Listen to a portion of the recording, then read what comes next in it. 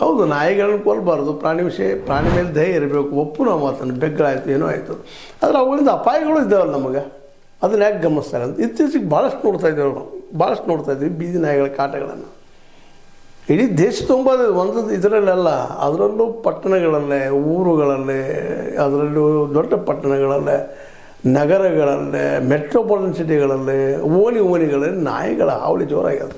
ಯಾಕಂದರೆ ಅದನ್ನು ಕೊಲ್ಲುವಾಗಿಲ್ಲ, ಸರಿ ಅದ ಇಲ್ಲ ಅಂತ ಅಲ್ಲ, ಆದರೆ ಅವುಗಳಿಂದ ಬಚಾವ್ ಆಗೋದು ಹೆಂಗೆ?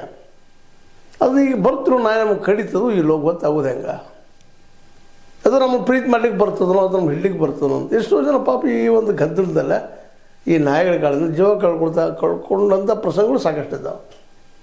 ನೋಡ್ರಿ, ಕಳೆದ 20 ದಿವಸ ನಮ್ಮ ನ್ಯಾಯಾಧೀಶರಿಗೂ ಇದೇ ರೀತಿ ಕಾಟಾದಾಗ ಸಹಜವಾಗಿ ಇವತ್ತಿಗೆ ಡಿಸಿಷನ್ಗೆ ಬಂದಿದ್ದಾರೆ. ಇಲ್ಲಪ್ಪ ಅದು ಹೆಂಗೆ ಮಾಡಿ ಮುಕ್ತ ಮಾಡಿರಿ. ಯಾರು ಮಾಡೋರು ಯಾರು?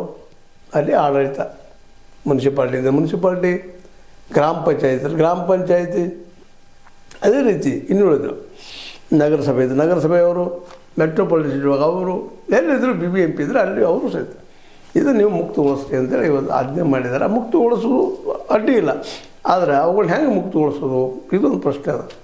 ಅಲ್ಲಿ ಕಾನೂನು ಅದ, ನೀವು ಎಲ್ಲಿ ಹಿಡಿದಿರ್ತೀರಿ ಅಲ್ಲೇ ಹೋಗಿ ಬಿಡಬೇಕು ಅಂತದ. ಆದರೆ ಈಗ ಎಲ್ಲಿ ಇರ್ತದೆ ಅಲ್ಲಿ ಹೋಗಿ ಬಿಡೋದಕ್ಕೆ ಸಹಿತ ಕಷ್ಟ ಆಗಿಬಿಟ್ಟದು. ಪ್ರತಿಯೊಂದು ಓಣಿಯಲ್ಲಿ ಜನ ರಾತ್ರಿ ಅಡ್ಡಾಡೋದು ಕಷ್ಟ ಆಗಿ ಹೋಗ್ಬಿಡೋದ್ರಿ. ರಾತ್ರಿ 10 ನಂತರ ಬೆಳಗಿನ 5 ಒಳಗೆ ಮತ್ತು ಹಗರಿ ಹೊತ್ತು ಸಹಿತ ಕಷ್ಟ. ಹೊಸ ಮನುಷ್ಯ ಬಂದರೆ ಪಾಪ ಅವು ಯಾವುದೋ ಮನುಷ್ಯ ಬಂದು ಸಹಜವಾಗಿ ಅಟ್ಯಾಕ್ ಮಾಡ್ತಾವೆ. ಇವುಗಳಿಂದ ಮುಕ್ತಿ ಹೇಗೆ ಅಂತೇಳಿ ಭಾಳಷ್ಟು ಕಡೆ ಹಳ್ಳಿಗಳಲ್ಲಂತೂ ಹೊಸ ಜನ ಬಂದ್ರೆ ಅಲ್ಲಿ ಇನ್ನೂ ಕಷ್ಟ.